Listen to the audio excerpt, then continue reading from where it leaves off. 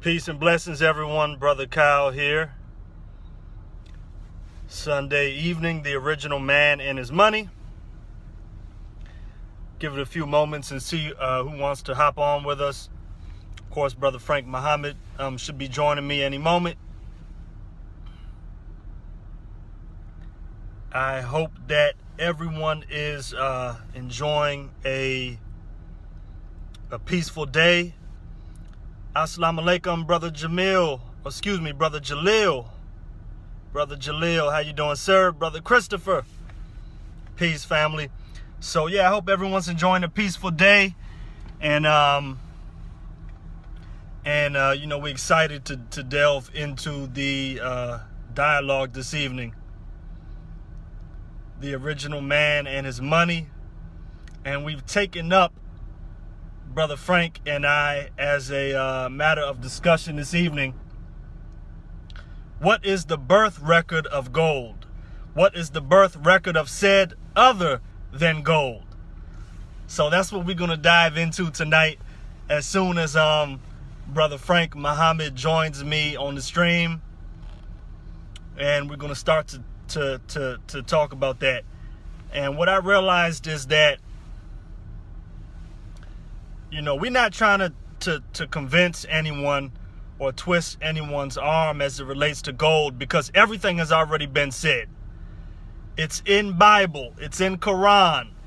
It's given to us or taught to us in the teachings of the Most Honorable Elijah Muhammad, and the minister, the Honorable Minister Louis Farrakhan, has driven the point home on so many occasions as to why we need to find a way to turn this depreciating, deceitful paper money into God's money. So we're not necessarily trying to convince folks, because this is not new. We just trying to break through some mental programming that just has us in motion doing a particular thing that's not working, and we just so mentally programmed into this that's all we're trying to do. We're trying to do with the help of Allah, we're trying to break through some deep, entrenched mental programming, okay? Into because that's all it really is. We're sharing information with people that a kindergartner would have known, maybe 50 or 60 years ago. So we're just in some deep programming, and all we're trying to do is just offer folks the red pill. You got the blue pill and the red. We have already been on the blue pill. We've already been drinking the blue Kool-Aid. We're just trying to simply offer folks the red pill to say that we've found something we didn't know either, even though it was hidden in plain sight. So we're just simply we've been popping this red pill, figuratively speaking. And we simply, trying to share this pill around with all of you to say, go on ahead and take this red pill with us, figuratively speaking, and look down into this rabbit hole and see how deep it goes. And it'll blow your mind how deep it goes. So I think, Brother Frank, before I go off on a tangent too far, peace, Brother Haran, Brother Ricardo, Sister Angela. So let me bring Brother Frank in. I done already gone off on a little tangent. So let's bring Brother Frank in, and we want to delve into this dialogue. And we're asking the question. We're putting forth the question. What is the birth record of gold, and what is the birth record of said other than gold? Brother Frank Muhammad, assalamu alaikum, sir. Alaikum salam. How are you See, doing, you my fired brother? up. Oh my goodness, was my volume? It looked like my volume was all the way down. Okay, well that's all right. I just turned it up. Time to turn up. How you doing, sir? Can you hear me? Yes, sir. I can hear you. Yes, sir. I ain't want to interrupt nothing, man. You was so fired up. Go ahead. Bad stuff. Ah, look, I had the red pill. I'm passing out. I'm giving everybody red pills, figuratively speaking. Yes, sir. So, Brother Frank, what I was just saying was that, I realized that this is not at all about, hey, peace, Mr. Dalcoe, Brother Dalcoe, how Now, you doing, sir? that's like this. See, what do? You in the boxing ring, and then you see the heavyweight champion come in the gym. I mean, what do Everything you do? stops. Everything stops. We got to stop, and we got to salute the Absolutely, master wealth absolutely. builder, Mr. Delco. Master wealth builder that we just have the privilege, and um this thing called networking is so beautiful and it's so divine, because I was just talking to a brother who's a business partner, and when you get started on this journey, there's something that Ty Best always says, another one of our amazing mentors. He says, anyone can count the seeds in an apple, but only Allah God can count the apples in a seed. And when you start on this journey in networking, you don't know who you're gonna meet. You don't know the types of amazing individuals that you're gonna come into the company of and be able to build something legendary with. It's just a blessing. So I'm just happy to see our brother dipped into the stream real quick, Mr. Michael Dalcoe, our mentor out of Atlanta, Georgia. So, Brother Frank, Salute. absolutely, Brother Frank. What I realized is that this really has nothing to do with convincing folks about gold, because everything that could be said has already been said. It's in the scriptures of Bible. It's in the scriptures of Quran. The wealthy. This is not new. We didn't come up with this. The wealthy. I'm talking about wealthy individuals, high net worth individuals, Brother Frank, have always acquired gold. They call it hedging.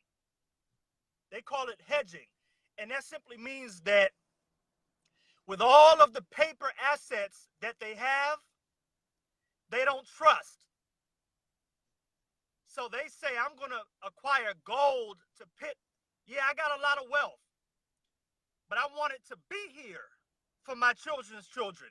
So I'm going to acquire gold to put a hedge of protection against all of my paper assets. And so the wealthy have always acquired gold. So we're not convincing, we're not twisting arms. We're just trying to break through some mental programming and some indoctrination, Brother Frank. So with that, I've shouted, I've gone off on tangents. Now I'm gonna pass it over to you. Man, I want. It's like when the master comes in, you give him the bow and you us. I want to see if our big brother, Mr. Delcom, can make himself available. Man, Oh, that would be so I will beautiful. move to the back if our brother is available to come to the front. Mr. Dalcoe, I'm not sure if you're still on, and I'm not sure if you'd be willing to grace us with your presence and maybe drop a gem on us. Just drop one gem and then on us. But I'll go ahead and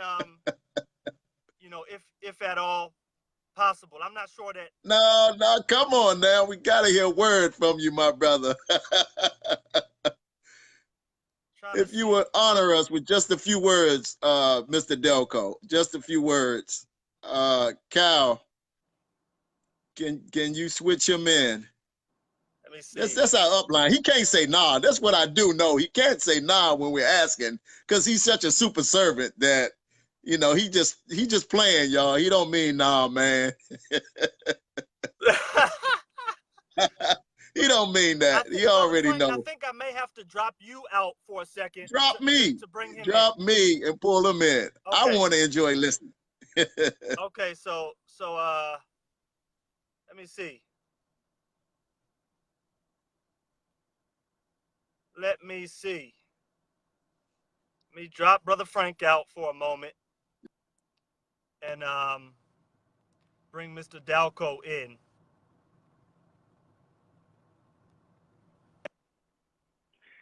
I know I look like a ghost here. Can you hear me, Mr. Brown? Yes, sir. I can hear you, Mr. Dalcoe. Hey, I appreciate you so much for coming on for a moment with us. How are you? I'm doing great, brother. I wanted to listen to you guys. I was taking a little afternoon nap, and I got a little notification on my phone. I thought it might have been a text message, but it was you going live because I follow you. And I will tell you the one thing is you don't do enough live streams for me, brother. You are so filled with passion and excitement and then knowledge. You know what you're talking about. And so I snuck on here to learn and to listen. And, brother, I'm inspired by you every single time I see your post, your live streams. When I see you in person, it was a blessing to see you there in D.C., and you inspire me every time I'm around you. First of all, just being a young man, but then being so filled with passion. See, here's what gets me excited. Carrot Bars is amazing. The business is great. Networking is a breakthrough, life-changing experience, period. But what excites me more than the business is what the business does to us. It pulls out the divinity from us. See, I'm listening to you talk right now. It's almost like I almost don't recognize your energy. Like the first time I met you, we were well, not the first time I met you, but when I had a chance to interact with you, we were sitting in our hotel room there in Atlanta. And when we had the meeting after the meeting with Kevin Thompson and the group of you guys, and y'all came into our suite, and your energy then was it was passive. It was sort of, I wonder if energy. It wasn't definite aggressive energy. It was, can I do this energy? Looking at you now, if you could see what I see, you wouldn't recognize you. It's a 180 turn from when I saw you in Atlanta. And that's because this business is designed to draw the power and the divinity out of you. It's not designed to let you sit there and be mediocre. This business is not designed to leave you mediocre. It's designed to draw you out to become the great man, the great woman that you were destined by Almighty God to be. And so, man, I'm just ecstatic to hear your power coming through this live stream. And I'm thankful for the technology that allows us to connect. Where are you right now? Where are you? I'm in Silver Spring, Maryland, right outside of Washington, D.C. You're in Maryland real time. Answer my questions in real time. I'm in Atlanta, Georgia.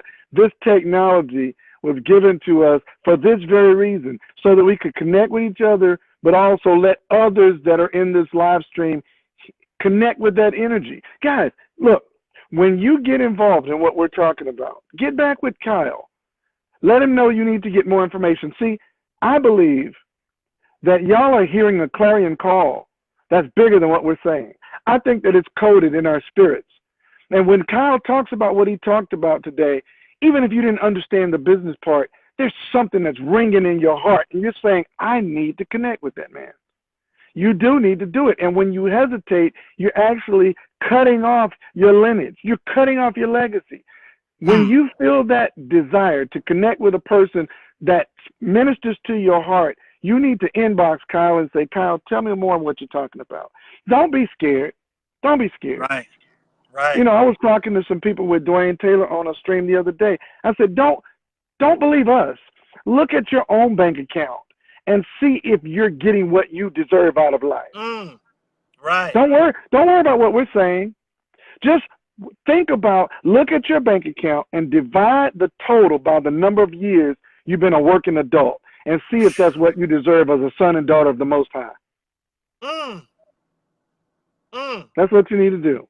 And if the answer comes up no, then you need to call one of these people that keeps streaming to you, because, look, I get it. I did a three-way call today, Kyle, with the guy. He said, I need you to show me why I need to do this. He said, first of all, can I build wealth without sponsoring anybody? And I said, well, I got a trick for you. The short answer is yes, because saving gold builds wealth. If you had $100,000 in 1971 and you held it in a safe, today it would only have the buying power of $16,000. If you took that cash and exchanged it for gold in 1971, today you could cash it in and have $4 million. So yes, the first thing about Carrot Bars is you can build wealth by yourself. You don't need an organization. You can build, but then when you learn what I just said, that you can hold that gold and it turn into $4 million, how could you possibly keep that to yourself? It's impossible. I told him, I said, you're going to do the business accidentally because it's going to be impossible to keep that information. Right. You're going to at least tell your kids and your uncle and your cousin and your best friend, well, you've just built the business. See, this is not Absolutely. the lotions, potions, juices, and pills. You sell those products because you want to make money. This business, you don't sell anything, and you still tell people because you can't keep it to yourself. Right, right. See, man, you got me fired up, man. I was trying to take a nap. Yes, sir. Yes, sir. Woo, there it is. Whoop, there it is. All right, brother. Well, thank you, Frank Muhammad, for letting me take your place. But, man, I'm going to go ahead and jump off, and you jump back in, and I'll keep listening to my rich brothers. Y'all are blessed, man. Thank you for everything y'all do. Be blessed. I appreciate you so much, Mr. Dalcoe. Thank you. No doubt. All right, folks. The Master Wealth Builder, our senior partner, Mr. Michael Dalcoe out of Atlanta, Georgia. So many gems. I mean, I thank God that these Facebook stream things are recorded so we can go back over it. Let me tell you something while I'm trying to bring Brother Frank back in. I can go back over this stream and listen to what Mr. Dalcoe said in a matter of minutes. I'm speaking for me personally, and extract more out of it that I can use than everything I learned in 4 years of getting a bachelor's degree. There was nothing that was going to connect me and make me acquainted with my divine potential. Where's Brother Frank? Brother Frank, can you, okay, here we go. Man. Yes, sir. Welcome back onto the stream, Brother Frank. Man, I was hoping to get more time for me to take a nap, man. You got the master in your midst. You gotta yield, man. And I just thank God for that brother, man. His genuine spirit. You know, I try to consider myself a spiritual being. And when you can feel someone's spirit, the genuine spirit, I mean, there's not too many men that I know that I feel their genuine spirit. So, you know, it was just honoring that, as our protocol is, when someone that has a greater knowledge comes in the room, you to have nothing else to say unless they grant you permission Right. to speak. So when I seen his name pop up on this, it's my training, my protocol. You stand down, you step back, you allow those who got a greater mastery on the word to share, and then if they so deem fit to pass it back to you, then you proceed, man. But well, and that's why I can't tell you. That's why in so many cultures, Brother Frank, and we don't necessarily do this in America, but in the Nation of Islam, we do it. You know, when we meet each other and we greet each other, we bow. And, you know, and the minister said that we're bowing to the God in our brother or our sister who's greater than all of us. So so yes, sir, absolutely. I'm so glad that you had the wherewithal, you know, to ask Mr. Dalcoe if we could defer to him for a moment. So yes, sir, Brother Frank. So look, 1971. Okay, 1971. This $1 bill and this 1 gram of pure gold were the same in purchasing power.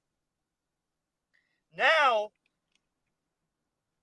to equal up to this 1 gram of gold in purchasing power, it would take you maybe 50 or 60 or 70, it fluctuates, 60 or 70 of these dollars to equal 1 gram.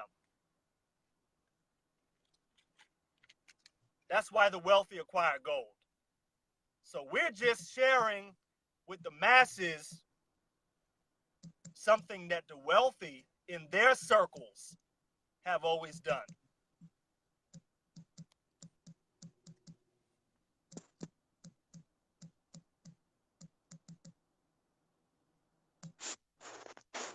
Brother Frank? Yes, sir. What you think? What's your thoughts on that?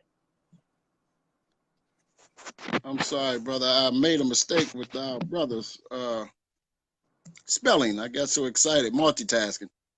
Just want to acknowledge the fact. Did you butcher someone's name?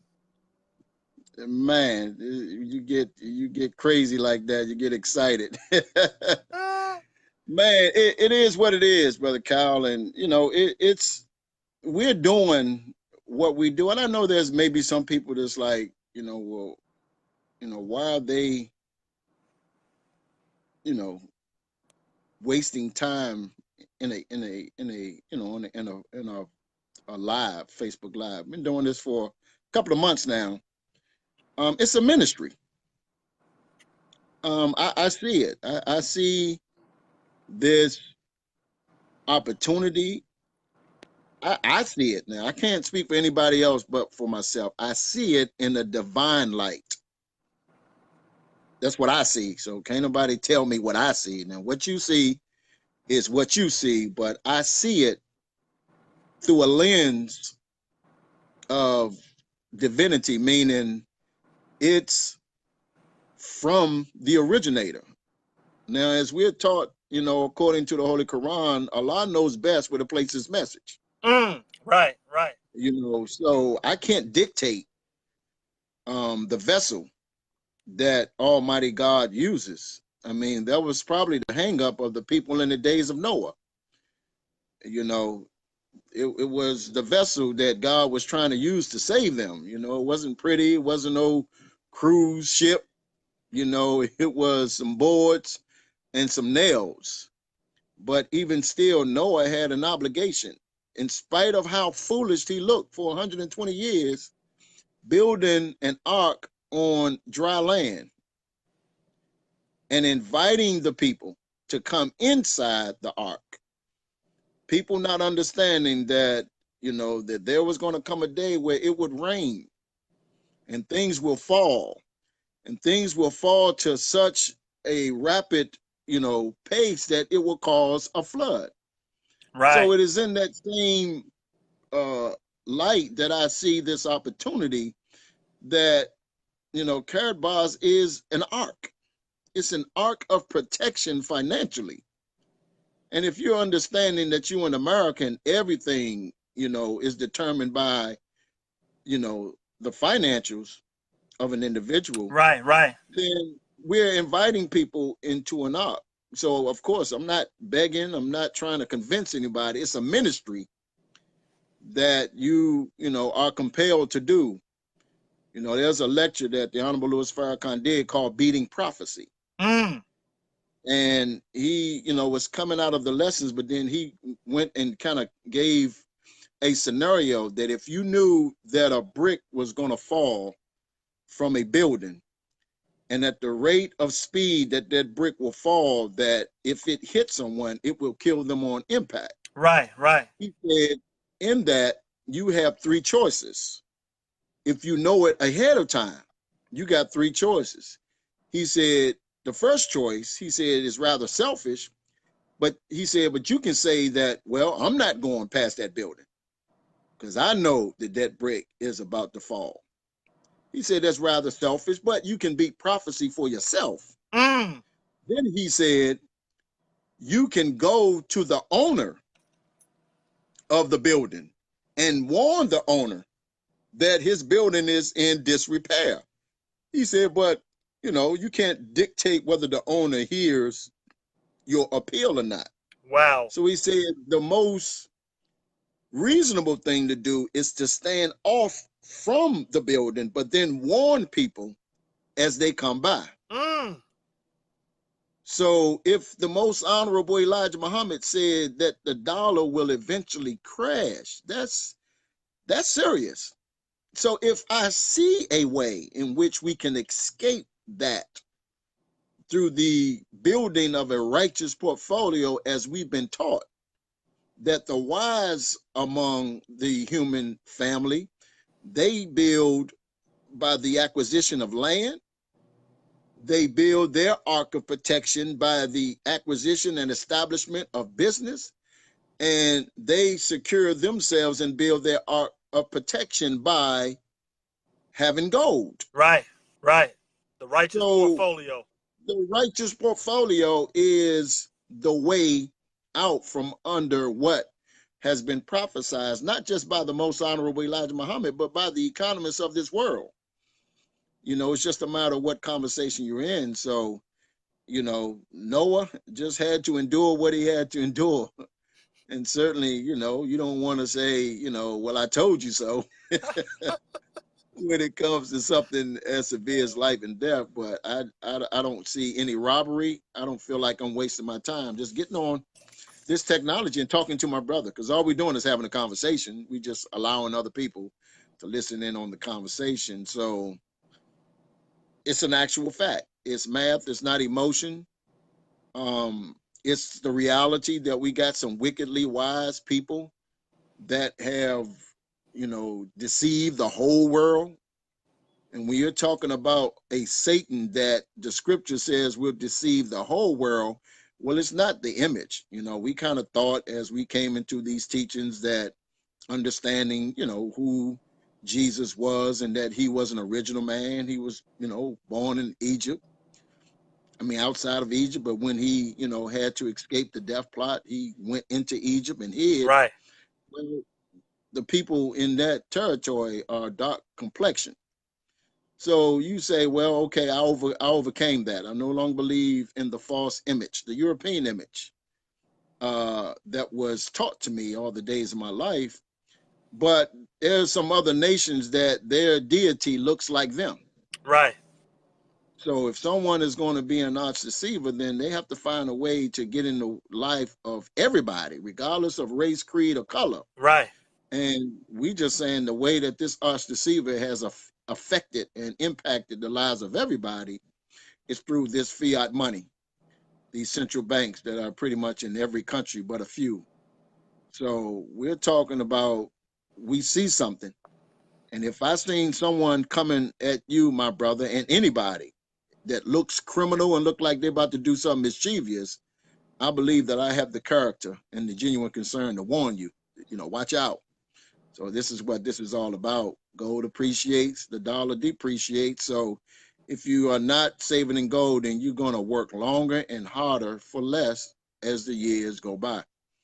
That's not a convincing argument. That's a fact.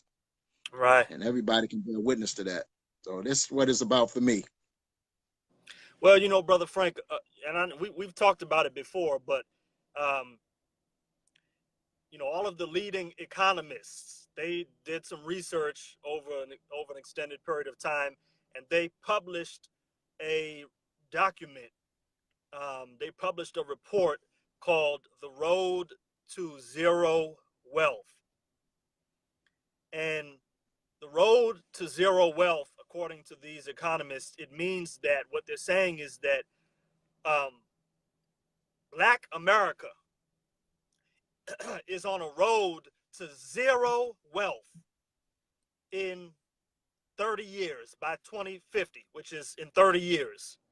So if we keep going the way we are going, now how can that be? With more degrees, with more letters behind our name, but we're on a road to zero wealth. We talk about generational wealth in 30 years, which is one generation. Within one generation, they say we will have zero wealth collectively we're talking about as a community. Not that there will not be individuals among us that are wealthy, but as a community, as a collective, as a whole. And that's because, see, what we're doing is we've been excellent buyers of stuff. We've been excellent at financing a lifestyle with credit to where we look good. We travel, we wear fine clothes, we drive a fine automobile, and we look good. But underneath of that, there's no real foundation of wealth, that our children are going to have to start from scratch with a resume in their hand, trying to apply for a job. and there aren't even enough decent paying jobs, period. So I don't mean to sound doom and gloom, but more so just to give a sobering reality of kind of where we're at, because we need a paradigm shift now. I'm talking about this evening. So we're trying to break through some mental programming, Brother Frank.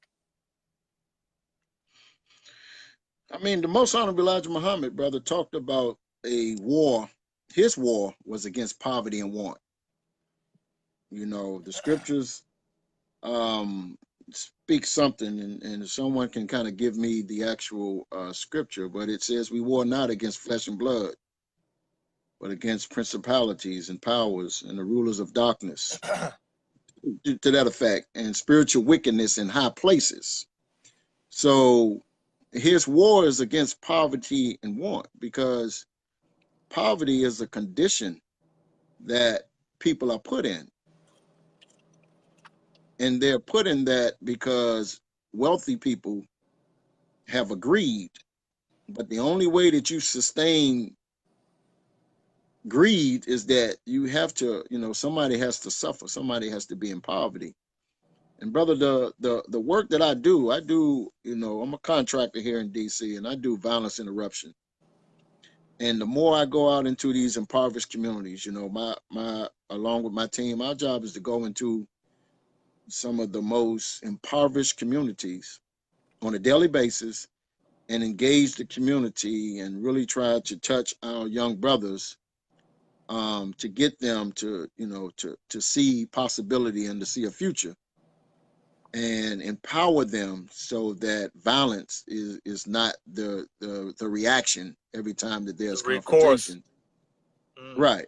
But so it's conflict resolution is basically what we do. But yes, sir. What I realize is that I can't go and say stop the killing, and that solves the problem, because you got a generation of youth that are undereducated, you know, and society has just kicked them out to the side. So I'm saying that is that I see poverty every day. Thank God I don't personally live in it anymore. I grew up in it. But my purpose for wanting wealth, and I tell people, it's not about you going buying things. Man, I want to have an opportunity, man, that any of these young brothers that I'm confronting, man, I have the resources to put them into a training and introduce them to a better version of themselves. Right, you know, to show them how to do for self. And I know it may go over, you know, a lot of people's, you know, head, but I'm not going to underestimate that I can take this opportunity anywhere. I can take it from the streets to the suites. Right. Because my constant conversation with the young brothers is, you know, and the conversation or the thing in DC is always, you know, you got to secure that bag. You know, you got to get that bag. So the pursuit is always money to secure themselves. You know what I'm saying? And I know a lot of these young brothers are not doing what they're doing just to be malicious. It's just, unfortunately, drugs has been the only equal opportunity employer in our communities. Right. Meaning you don't have to apply. You ain't got to be formally educated. You know, you barely got to do an interview. You know, so I understand, as the minister said, that they are already leaders. Right. Right. Now it's just taking the wealth that I want to basically free me up financially and time-wise to be able to go into these communities, that even if the contract ends, that I can continue my ministry among my people in the inner cities. Right. You know, I feel that, you know, God has imposed that on me where I go into these communities, but it just helps me where I can go and I can offer, if nothing else, I can offer information. Right. And if you got information, then sometimes, you know, that gives you a little hope, because information can be verified. So my motivation, brother, is revolutionary. When you're talking about Karabas, it is the most revolutionary money system that I've ever laid eyes on. I can't call it a business, because it's not a business, it's a money system. A divine money system. Right. So it gives me a platform to really talk to a lot of our young brothers about asset and liabilities. You know, the first conversation I have with them is not put the guns down, stop killing each other. I'll go into the hood and I'll be like, man, how your asset portfolio looks. And it kind of throws them off. It's never heard that term. I said, man, when I was your age, I probably wouldn't have understood that either. But I'm being taught by some great teachers. And I just want to come, you know, and offer this same thing to you. You know, so that immediately gets their attention because I'm talking about money. Right, right. But then I'm showing them the trick of money. And I'm showing them the difference between an asset and a portfolio. So while they may believe that the drugs is an asset because it can make them money, I try to help them see that, but it's really a liability because it can really cost you some money and some time. Right. If you get caught. Right. So just explaining it like that, man, I can just see their eyes lighten up, you know, brighten up because they get it. Right. So I'm using the information, the training that I'm receiving from this awesome company, man, to do a ministry in the inner city, man. I didn't mean to get off into that, but nah, this thing absolutely. That's what it's about. This is all I see that can help me do what it is that I believe that I'm commissioned to do. You know, just having that capacity to go out there and don't mind being amongst the downtrodden of our people. I need some financial freedom and I need some financial literacy to be able to teach them. Right. Hopefully they'll change their own reality. So that's my why, brother. That's what motivates me. So I get on Facebook and I'll talk about it. I'll post it. That's all I can talk about because Most Honorable Elijah Muhammad talked about the economic blueprint. When Honorable Louis Farrakhan reintroduced that in 2013, in the economic blueprint, he said that this requires actions and deeds, not words and lip service. So as of 2013, it's beyond just lip service. Right, right. To individual. It's about actions and deeds, and you can't do too many actions and deeds. We're past theory into application. Yeah. And if you're going into poverty, you got to have some wealth to contend with that. Exactly. So if nothing else, I can take some young brothers out to dinner, you know, take them out to eat to a nice restaurant somewhere. I can, you know, put them on a plane and go to Atlanta and let them sit in a room with millionaires. So you're saying that you're going to be swiping your Carrot Bars privately issued MasterCard. That's what you're saying. Hey man, I'm going to use it to do what I can, man, for our people. So I just thank God for this opportunity because it's just giving me the resources to be able to touch something, man, without limitation. And the more I learn from the masters like Mr. Best and Mr. Dalcoe, but Brother Frank, and many other leaders. It's also that because you've availed yourself of this money system, you have the time freedom to serve. You have the free time to serve. And see, what we've been doing is, and it's just that this is what we've been acquainted with or what we've been trained to do, is that we're giving up time to get money.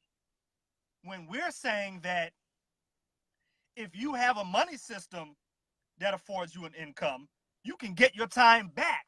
We're giving away time to get money in exchange for it. And in the process of doing that, we're away from our loved ones. We're disacquainted, disconnected from our dreams. Forgot about the monumental things that we wanted to do when we was 17, 18, 19, 20, 21 years old. So that's all we're saying. That's all we're saying, Brother Frank. Man, when I talk to some of the young brothers, you know, I always, you know, I always say, well, man, I'm just here to assist you. I'm a waiter, but I'm assist you to become acquainted with a better version of yourself. And I always share with them. I say, you know, can you remember when you was a little child, about 6, 7 years old? And I talk about myself. I said, man, I know I ain't the only one or the last one to put the towel around my neck and was acting like I was flying. Because when we were children, we had big dreams. And who we dreamed to be was somebody that was a superhero. Right. I did not dream To sit in a cubicle. Right. I didn't dream about that. That wasn't like, well, when you grow up, what you want to be. Well, I want to be a security officer. And I was, I had a security company. I did security for quite a few years. Right. I was a security officer. I didn't dream that. That came by default. But what I did dream is that I was that person that can save somebody else. That's what Superman and Batman and all of those superheroes about. We just fell in love with the fact that somebody was empowered to save those who are most vulnerable. Right. So when I shared that with them, they'd be like, yeah, I do. They used to believe that I was Superman. If I played basketball, I was the best basketball player there was. If I played football, I put their name and their number on my t-shirt, and that was my jersey. So, again, this is not about selling products. We don't have anything to sell. But this is about selling people on the infinite possibility of the power of their dreams. So I'm just going out because where there's no vision, the people perish. Right, right. So you can't see 10 years from now without building wealth. You don't know what that looks like. But see, Brother Frank, you have to have free time to feed your vision. That's why the vision perishes. That's why the dreams perish. Because you don't have any. See, you're giving up time now, trading time for money in that economic model that most of us are locked into. And now you don't have time to feed and nourish your vision. So we're saying allow a money system, a divine money system. I got to say divine because it's not like any other money system that you've ever been acquainted with, I guarantee you. Allow a divine money system to buy back your time. Which was the original way. The original man and woman, we were producers. And because we were all producers, we had our system of trade and commerce. Right, right. And it was always, a barter, or we had our original money was gold. Right. That became, a financial instrument that we agreed of its value. So when we were pulled and robbed of that, then we done got into this system and we've been in it for so long that it seems normal. But nothing can be normal about getting up when you are not finished sleeping to get prepared. And it takes about 2 hours just to get prepared and get to your job. Nothing is normal about having to leave everything that you love and get in the car and drive and commute to a place to be among people that you might not necessarily prefer to be around, and then only to then get off and then get in your car and come back. Well, you forgot about having to wolf down your lunch because you have a prescribed time period or time increment to eat. That was when I was in school, brother. We had recess when I was in school. That was recess in school, though. They're not still doing that, are they?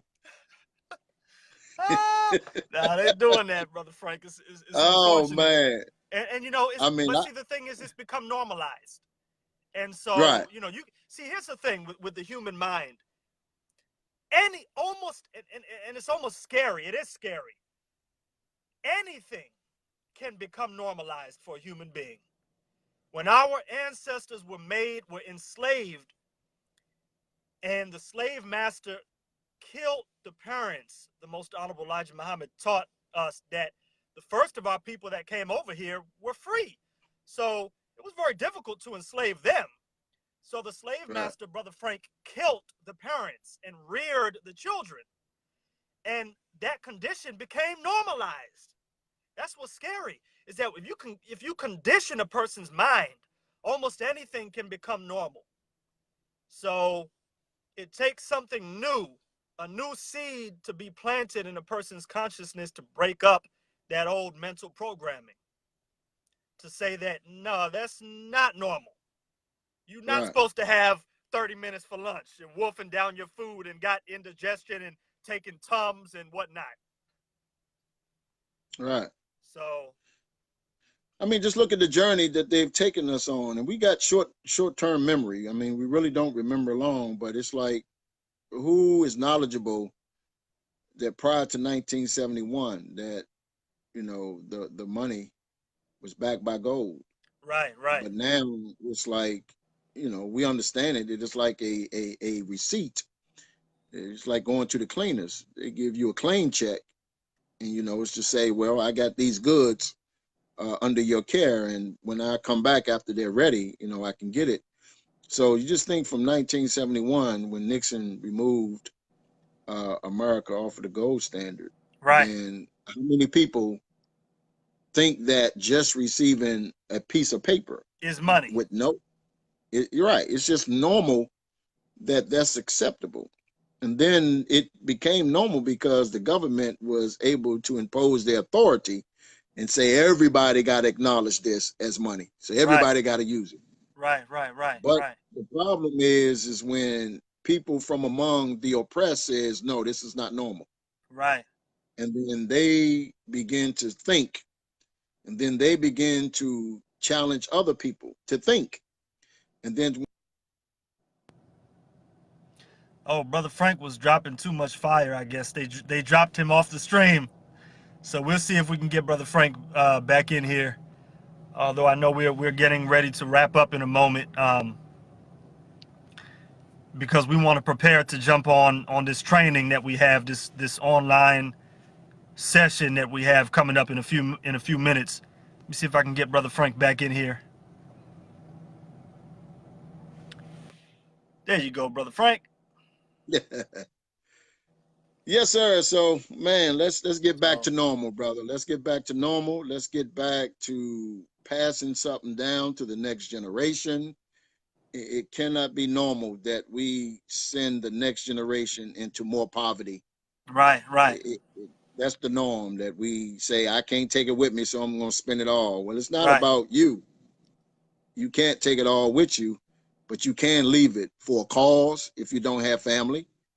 But if nothing else, you leave it for your family, so that they got somewhat of a head start. So that has to become normal again, where we're passing on some wealth to the next generation. Because what's normal right now is that we just die, and we die broke, and our children don't even stand a chance because they standing behind the 8 ball just to start. So, well, and because Brother Frank, you know, and all the while we were preoccupied with